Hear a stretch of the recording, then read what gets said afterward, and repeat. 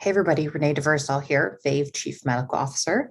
I'm actually going to be at another simulation week while this is airing. So I pre-recorded with our guests, Dr. Anthony Laporta, Dr. Brad Havins, and OMSII Ryan Becker. But I would love for you to tweet me, LinkedIn me, email me, renee@vavehealth.com, anything like that if you have questions for those three speakers. I hope you enjoy the discussions as I really enjoyed talking to these three guests. Also, our next Vavecast is going to be in January 2022. It's been a long and hard year with a lot of Zoom fatigue, so we're going to take a break and catch you first thing in the new year. All right. Well, thanks for joining us. First of all, I'm very excited to welcome Dr. Anthony Laporta. I met him back in July at the 11th Intensive Surgical Skills Training Week in San Diego.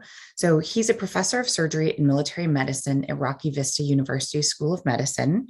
He's retired from the U.S. Army as a colonel after over 26 years of service, having served in every aspect of military education and military command leadership. He's a member of the prestigious Department of Defense Elite Defense Health Board, which is a mouthful, also a member of the Trauma and Injury Subcommittee. Dr. Laporta has performed as co-PI on multiple DoD research projects, including the use of immersion training and the formation of stress inoculation to address hardiness, resilience, and emotional intelligence. He's authored over 300 peer-reviewed articles and presentations on surgery, immunology, military, and simulation. He just told me he is now the associate editor for military medicine. Very exciting. And he originally trained in surgery at the Medical College of Wisconsin and the University of Oxford in England. And then here's the fun fact. As an avid skier, he was the first American to run the Olympic torch for the 2010 Vancouver Games. So if that's not enough of an introduction, I don't know what is. Thank you for joining us, Dr. Laporta. My pleasure. That was quite a gig to be the first American running that Olympics. So that was pretty cool.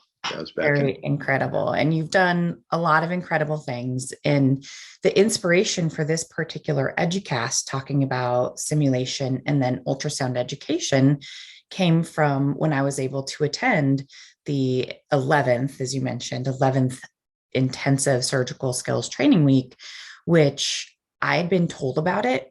And I've seen simulation. I've been to international simulation venues where the exhibit hall is just blood and body parts everywhere. But I had never seen something so realistic and so immersive for the learners. And so I was hoping you could set the stage with us by telling the inspiration, the genesis of this incredible experience for the students.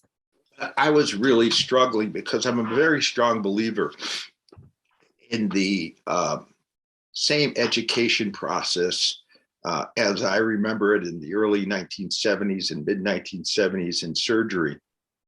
The process that the special operations personnel in our military also use, and that is that you have to make the decision and you have to suffer the consequences to learn what the next steps are. If those consequences are good, you'll keep that in your decision tree. If those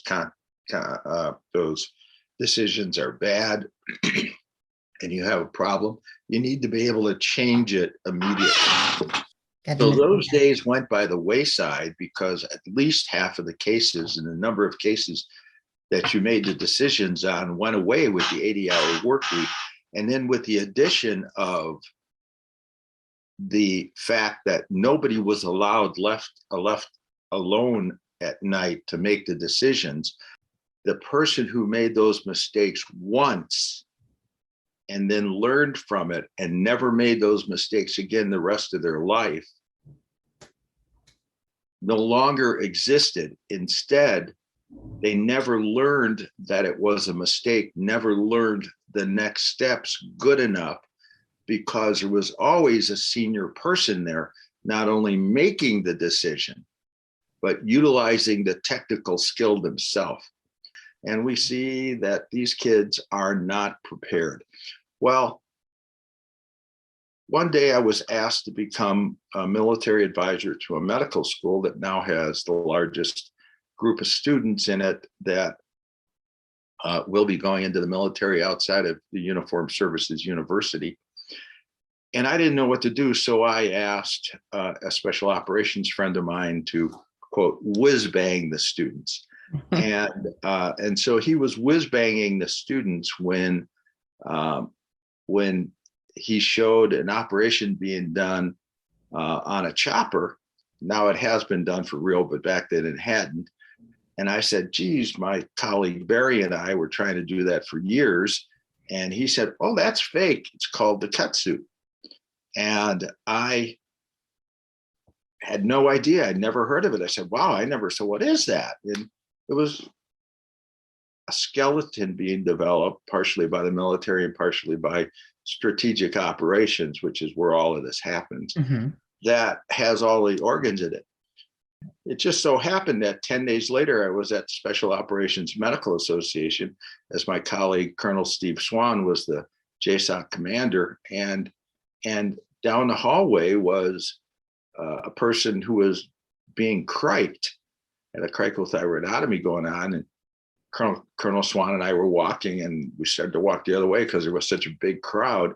And the fellow being criked stood up and walked away. And it was obvious to me that that was not normal. And that was the Cutsuit. So I went running up and grabbed him. And I said, are you the Cutsuit guy? He said, no, I'm an actor. But that guy over there, Mr. Kit Lavelle, is the vice president of the company. I went running over to him, grabbed him and said, would you like to do this in a medical school? Well, what do you think his answer was? Of course.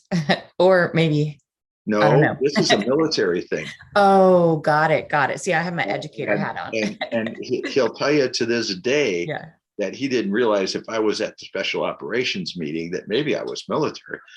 And a week later, he called me. And at that day, Mr. Lavelle and I realized that this was a special way to teach open surgery. And also a special way to put the stress in to utilize what's called habituation, to utilize the ability to get to a mistake and change your way of thinking about something without hurting a person. It just so happened that Mr. Lavelle was also the vice president of a major movie studio that had already started to help the United States military build all the villages in the countries we were at war with. And suddenly this form of immersion or experiential training was born. And when I saw the first one, it was a series of Marines and Navy corpsmen that were learning to go to Afghanistan as independent duty corpsmen and on ships as independent duty corpsmen. And it was real. It was so real, I was nervous. And I said, holy crap, we have to do this for medicine. I was a part-time, I had officially retired. I got talked into 4 hours a month at the medical school. After I saw that and I went back to the dean, I said, this is a 100-hour-a-week job. He said, you're hired. And the rest is kind of history and what's happened with that. Fortunately, we've been in just wild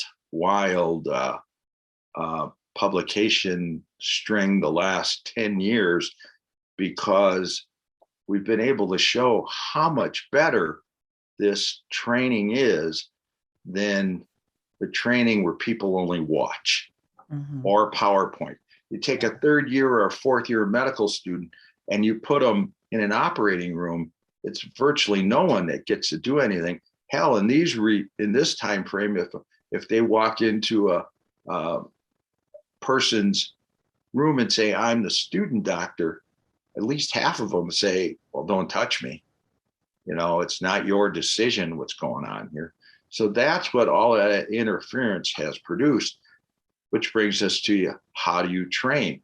Well, we're able to come up with a lot of other gimmicks, but to put a live human in a suit that has all of the organs in it, so you can use a knife on it, you can interact with the facial expressions. You can have the person screaming. There are 40 amputee actors that work for strategic operations. So you can put the prosthesis on, it squirts blood across the room. It is a phenomenal educational experience. What this has done is completely changed the pressure level on the students, and made it so that they understand when it was the appropriate decision, when it was not the appropriate decision, and taught them an enormous amount of emergency skills. And as you know, on intensive surgical skills and trauma week, besides, I'm just thinking, I think it's 6, might be 7, might be 9 episodes of major trauma, because each day, yeah, so it's 9, because each day has a major mass casualty in the morning and a major mass casualty in the afternoon. Besides that, all day long, and maybe sometimes at night, there'll be the regular general surgery problems or psychiatric problems or heart attack coming into our artificial emergency room. And so we made it so you had to learn on the run. We made the training exactly like the training back then. And that's how we developed Cutsuit Weekend, was the beginnings of what we now see is an enormous way to train. I mean, we designed the mistakes into it. We designed that if you don't suture ligate the short gastrics, if you're taking a spleen out, they're going to bleed a little bit later, and you're going to have to come back in that room. We actually make the training that way. And it's very realistic. It's very humbling. I also loved some of the components. So within those ORs, there was an anesthesiology staff member as well, or a student playing that role with an anesthesiology educator. So if they crank the blood pressure too high, if they don't allow permissive hypotension, there's more bleeding. Every little nuance is worked in there. And it was really incredible to see. And of course, as an internist, history is a big part of the physical and what you do with it. And so being able to have the Cutsuit in your triage with the history, what was the mechanism of injury, what are your symptoms right now, to help make those decisions, was really neat to see the students doing that. Yeah, it's kind of fascinating because, of course, then you throw in the non-surgical abdomen, and then you throw in the person having chest pain. It's as real can be without being real. And the other things I had noticed was that, so it's not just crank up the heat and let them boil. There were a group of, and I'm going to use the wrong term, but there were the support people. There were counselor type support people that are there. So there's debriefing. So afterwards, debriefing, and then debriefing of the scenario, and then debriefing of your reactions and your emotions and those things. I thought that was very interesting. It dawned on us about 5 years ago that we all knew debriefing was important, and it has taken a long time for all of us as physicians to realize debriefing our emotions is at least as important on all of those types of situations. So our first endeavor into this was to attempt to study cortisol and amylase in fleet and forward surgical teams, the actual teams that are going to war in 2 months. Mm-hmm. And we did that, and I did that with Captain Tuan Wong and Mr. Lavelle and some others. And lo and behold, we come up with the same habituation patterns of the teams coming back from war that didn't go through the training.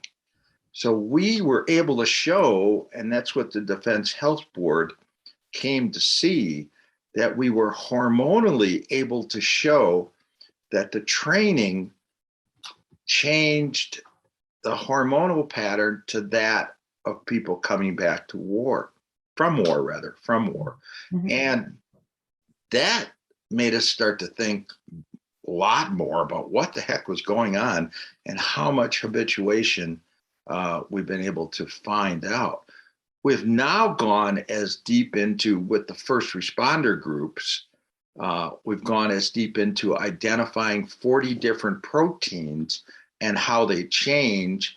And we think we have some leverage.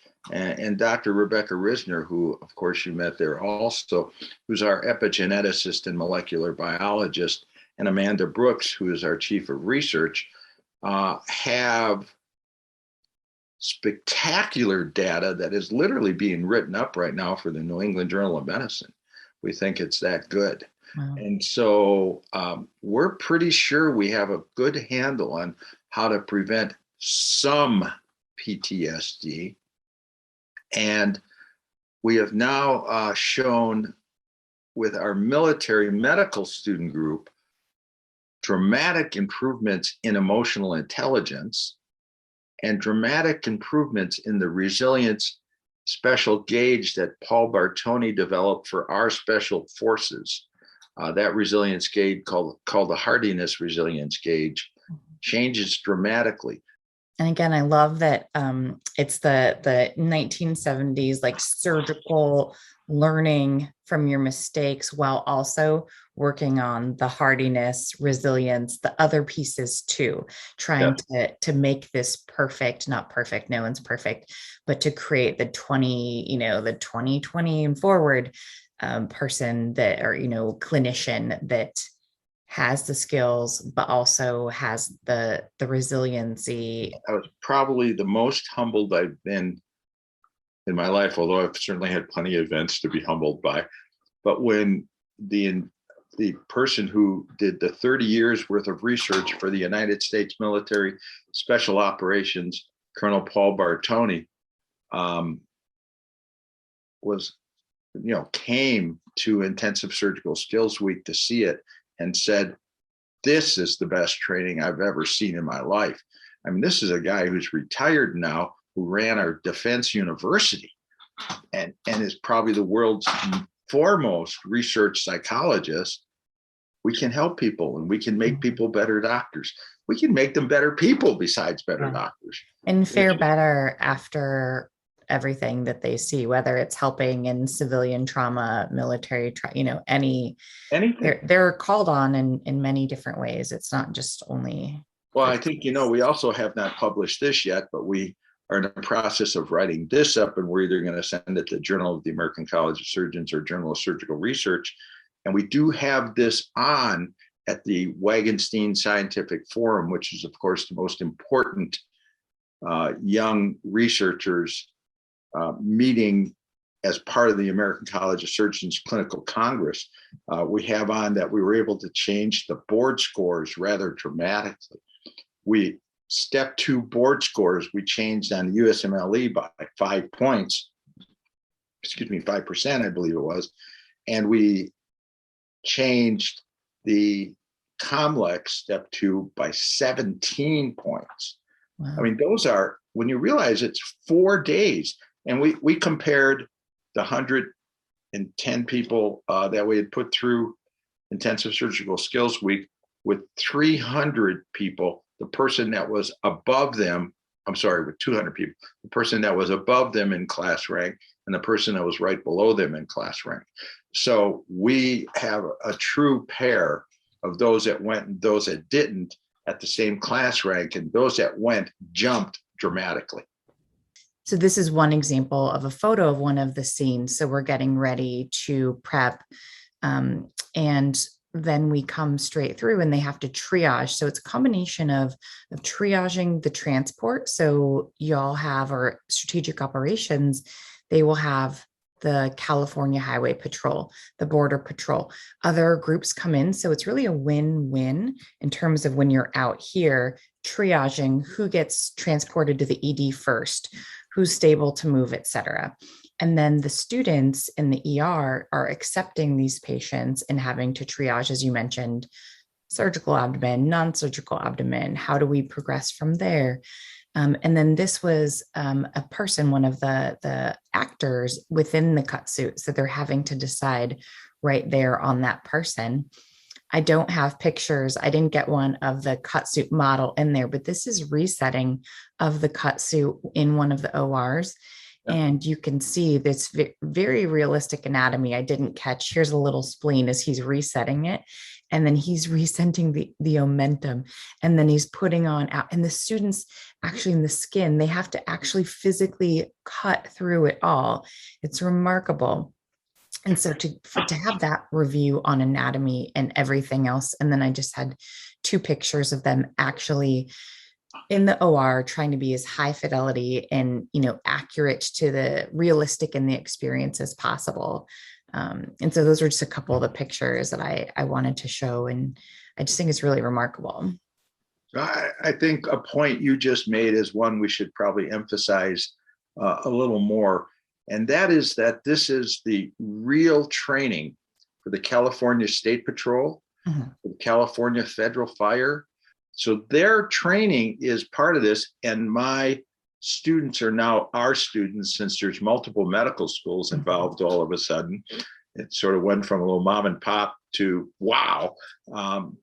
So the students play the patient, a first responder. And so they have to learn all the information of diverticulitis, for instance, and they have to learn that illness to present it to the next student who's the emergency room resident, but he's only a second-year medical student, who has to present it to the staff or to the senior surgery resident who's only a second-year medical student.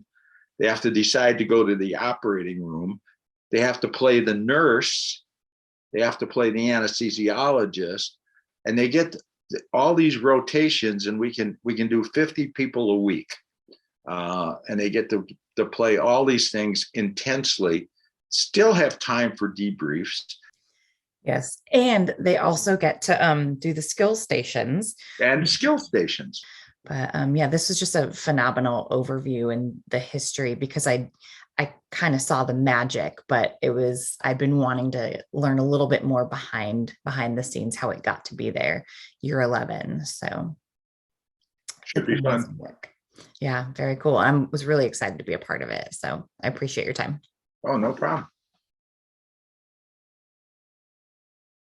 So I'm really excited, first of all, to introduce you all to Dr. Brad Havins and OMSII Ryan Becker.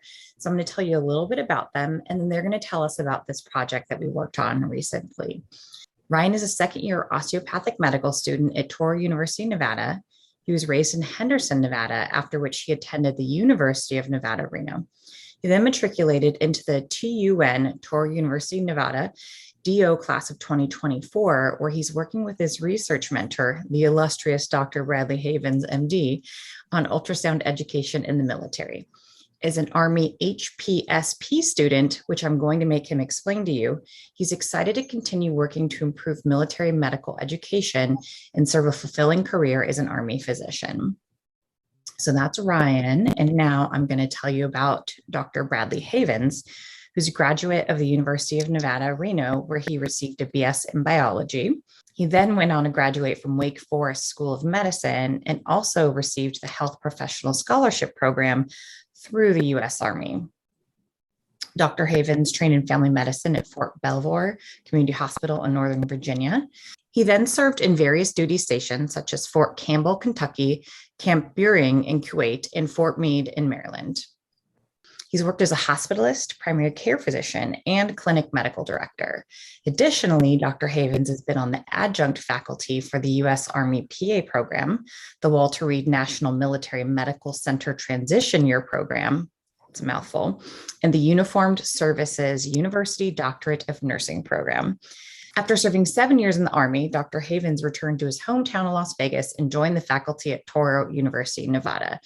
And that is where our paths crossed. And so now I'm going to kick it off to you, Dr. Havins. And if you're okay with that, I'm going to call you Brad after this. Ryan, I'm going to call you Ryan. Feel free to call me Renee. So I would love it if you could tell everybody how we came to be sitting here talking about this study. Yeah, so thank you, Renee. That introduction is wonderful and much more than I feel like I deserve.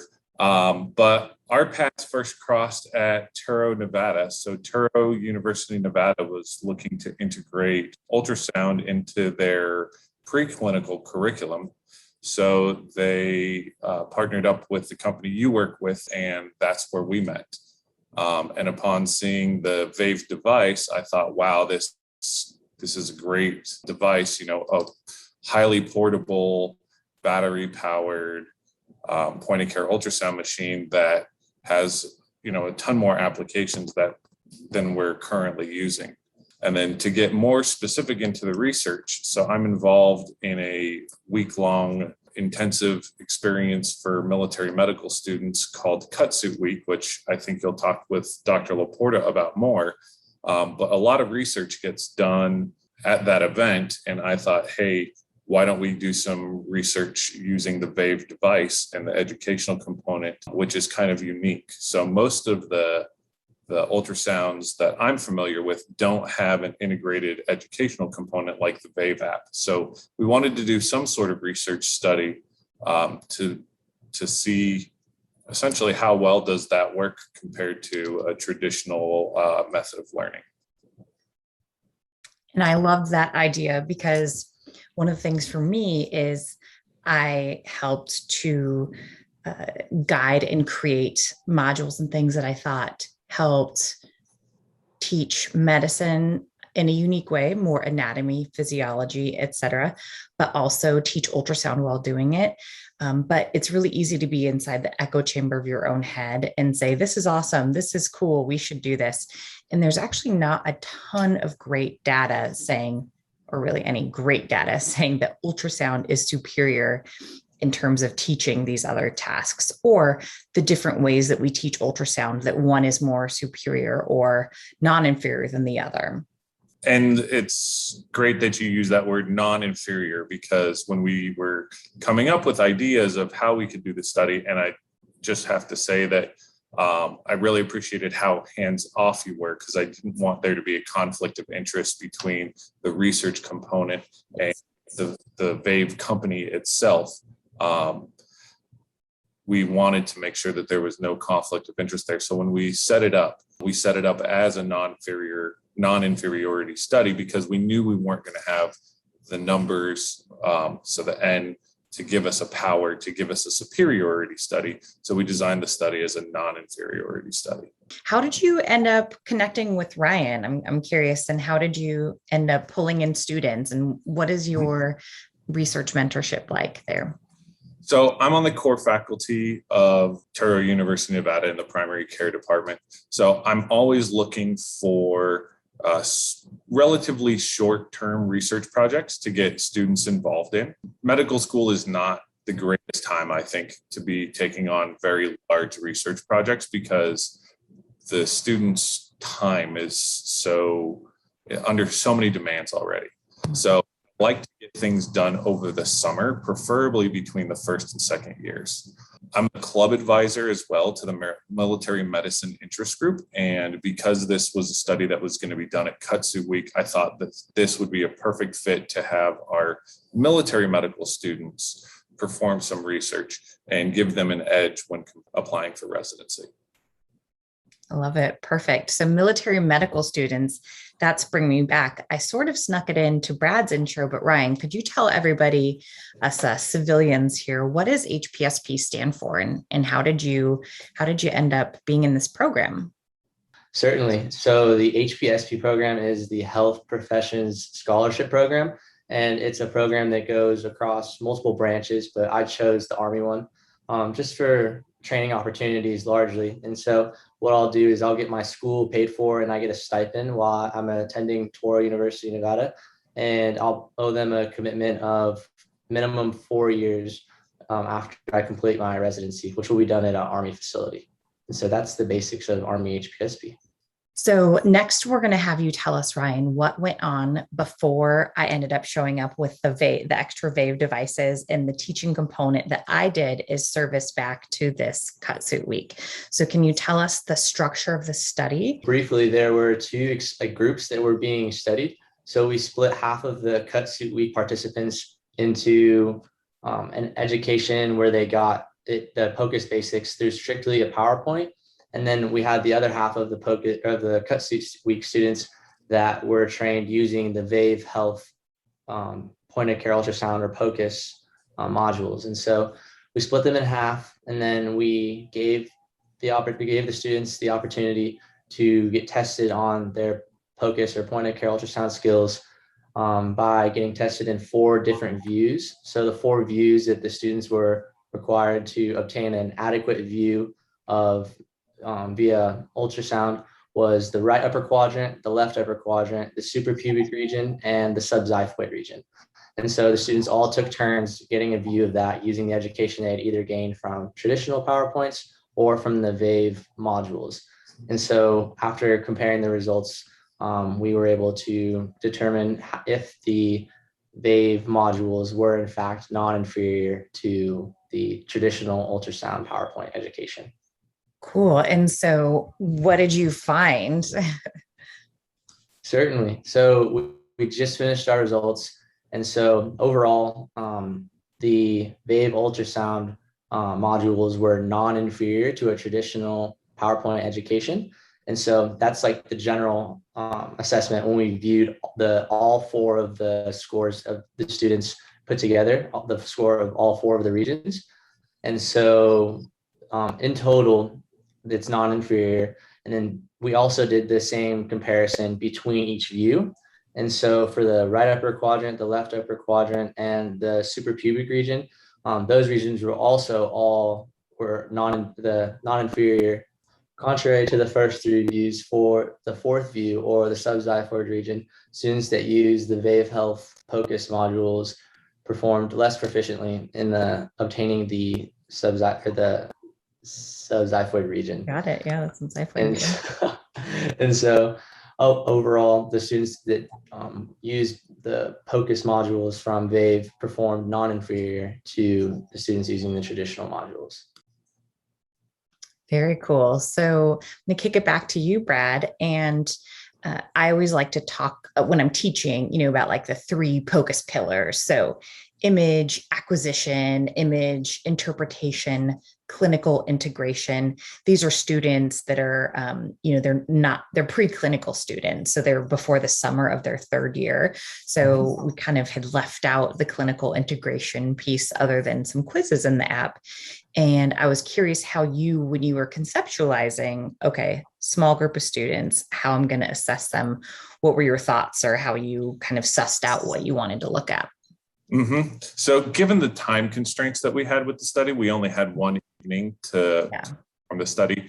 I thought it would be best if we focused on one of those 3 pillars, which was image acquisition. To add in image interpretation and then clinical integration would have just been too much for the time that we had allotted. So we decided just to use image acquisition. And if I could get slightly more into the methods. So after we had the images acquired, we actually had them graded by 2 different fellowship trained physicians who have somewhat fairly recently done ultrasound fellowships. So one of them works in Arizona, and then the other one is an emergency medicine physician at Children's Hospital up in Seattle. Very cool. And so how did was it and either of you can take this one, was it a 1 to 5, no identifiable structures, or 5 out of 5, perfect image? Just curious. Or was it simple binary, clinically useful image or not? Yeah, so we asked the graders to grade on a 1 to 5 Likert scale, and kind of gave them some benchmarks for grading. So 1 would be no identifiable structures in the image, and 5 being kind of an ideally captured image. Mm-hmm. We did have a lot of, not surprisingly, with a preclinical student, images that were taken backwards or upside down. So those were all graded appropriately. Got it. Cool. So one thing I wanted to do is going to show a couple of quick little pictures here to kind of set the stage as well, really round it out. So again, the whole concept started, the dean, Dr. Gilliar, and the faculty and the leadership had said, okay, we're gonna do this. We're gonna get a probe for every student. And then with that, it comes as an educator, I think, well, a device is a device, but if you don't know how to use the device, or if you don't have the trained faculty to train with the device, it's not enough by itself. And so we had then set up and came down and did some train the trainer time with y'all. And that was where we had first met. Dr. Havins and I was when we were like, okay, you all have done some in the past, or maybe none in the past. Some of the anatomists and physiologists hadn't done any, but let's train everybody up to a certain level of knowledge so that when the students come in, you're all ready to rock through these labs together. This was just when that first time when we were down there, we were training up some of the students as well for some near peer. I love student super users. Near peer students are really fantastic for teaching. And some of your third and fourth year students have already been jumping in on this. But once we then had done this kind of train the trainer hands-on stuff, we then thought, okay, what's the next way to make it so when the student walks in, they're ready to go? As hands-on trainers or as expert faculty, your time is best used at the bedside with the student, teaching them the hands-on skills. And so how could we deliver it? And so this is where we got through into this Med Ed app. And I remember showing you this down at Touro and kind of showing one of the videos and having this chat like, wow, this really actually could be useful. Could we help students learn to scan faster? And then was very, totally jumped at the opportunity when you said, I've got the perfect place to study this. So, and then the payback part, like for us, you already had your students had the probes, like we didn't have to supply equipment or anything. But my payback for this was to come down and teach, which is my favorite thing to do in the world anyway. So just threw in a couple of pictures here. So here's a Brad and myself. And so each of the students, they have these really cool skill stations, needle decompression, bedside decompressive thoracotomy, crikes, all kinds of stuff, because these students will eventually be deployed. And I love the message Dr. Laporta has told us about what his vision was with this, but we wanted to add in a standard ATLS tool to their toolkit, making sure we're covering it all. And so we were just able to be there, so teaching together, and they all had to get signed off on it. And so they had to scan on each other to get all of the different views. And then also the Touro University Nevada PA program, or the simulation center rather, had loaned this really fantastic Phantom so that we could then have them go from normals over to abnormals. And here, even you could see the ribs. So when I tell them to rotate the probe marker 5 degrees towards the back, it makes sense. Oh, okay, the ribs are there. And so I just want to show a couple of pictures about what went on after the study portion to try to give them some education in addition to their couple of hours of extra time they spent being, consenting and participating in this study. Yeah, no, I think the study and having point of care ultrasound there and you as an educator was very well received by everyone. The students seemed to absolutely love getting some more hands-on experience with ultrasound. It seemed like most of the students had some experience in the past, at least a conceptual knowledge of ultrasound, but really the hands-on skills is what they needed some assistance with. And so we got a lot of hands-on time with our students. And I think it's important to say some of the faculty at Cutsuit Week as well, who are all incredibly well qualified. I feel like I don't belong there with my qualifications because of how good of the quality of physicians they have as faculty at Cutsuit Week. Some of them actually approached us and wanted some ultrasound education as well. So we did that. Some wonderful senior people were learning and really embracing it, which was really fun. So, so Ryan, my question for you. So we have a non-inferiority study of let's say, interactive app-based education versus kind of the gold standard of the PowerPoint. COVID days, we're all saying death by PowerPoint. So what are you thinking of for, I realize you're in your second year now, but what are your thoughts for next steps? I'm putting you in the hot seat now, and you can kick it to Dr. Havins if you need to. Next steps in terms of the research study, I'm assuming. Yeah, or future direction. So when you write this up in the discussion, you're going to have to say limitations and future direction. So how might you, sorry, I'm really grilling you here. How might you think about those things? No, it's no big deal. So there were some limitations that we found with the study. One of the main ones was like the subject bias. So some students may have had different preclinical training compared to other students that attended. And so maybe that we need to probably control for that next time. Another one was like the inner reliability between graders. So we tried to mitigate that with a rubric. So the two graders could use objective ways of measuring the students' scores and assessing them on that Likert scale that Dr. Havins mentioned. So there's always going to be that, and that's inherent, but we're looking for other ways to be able to mitigate that as well if possible. And then lastly, we did have some students that did drop out. And so that always tends to be an issue when you're involving study participants. And so we'd like to make sure that we can retain more students, and then in the future, probably increase the sample size just to improve the power of the study. Exactly. I was really impressed. These are long days because I was able to see Tuesday, Wednesday, Thursday, and it is hot, and they're doing high stress, high emotion work in these very high fidelity simulations. And so the fact that any of them were willing to spend 2 more hours getting, ultrasound quizzed, or, having to go through the OSCE type image acquisition setting, I was very impressed with. Any other thoughts on future directions for you, Brad? So I agree with Ryan, definitely trying to increase sample size. One thing that's hard is that we can't, now that we've rolled out, every third year student, every second year student will have devices at the institution. And so how do you say, okay, y'all get modules and y'all don't? If we're calling it the gold standard for your curriculum, how do we actually assess it better? So I don't have an answer.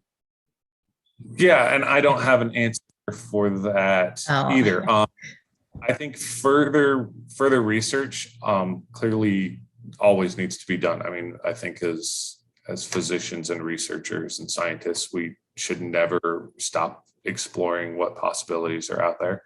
I don't see the students at Touro, Nevada as an ideal study population, just because they've already had exposure to point of care ultrasound. So wouldn't want to unbalance the curriculum for some students.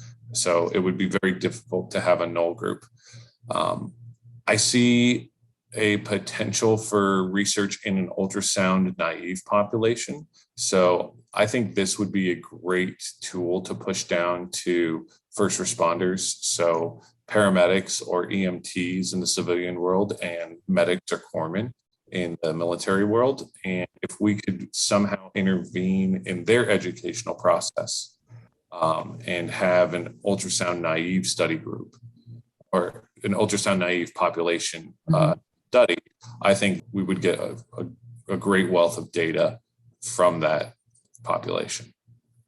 Yeah, I love it. I think a lot of the enthusiasm, if I just reflect back on the past, 10, 15 years of ultrasound medical education, there's so much enthusiasm and it's so fun and the students love it. So it's really exciting. It's easy to say this is better. It's gotta be better, right? But I was just really happy when you were like, hey, well, let's actually assess this. Let's see if this is better than the gold standard or non-inferior to the gold standard, which the gold standard is a gold standard for a reason. So in the old days before PowerPoint, it was the slide projectors. I'm sure Ryan doesn't even remember that, but the classic presentation model. And so the hope was if you make it in-app, like Uber worthy, like you're waiting for your Uber, like that amount of time, these little chunks, digestible chunks. So I just really appreciate, both of your time. I had a blast teaching at that session, and actually have been able to go back for some of the fleet surgical teams, so teams that are going to be deploying and need to know that the EFAST exam is part of ATLS. And so it's opened an entire educational world for me. And so I'm just really thankful for the experience and being able to connect with you two and see and observe your research. Well, we appreciated all the support that you gave us, helping design the modules. I know you had to modify your timetable for app development. So we thank you very much for that.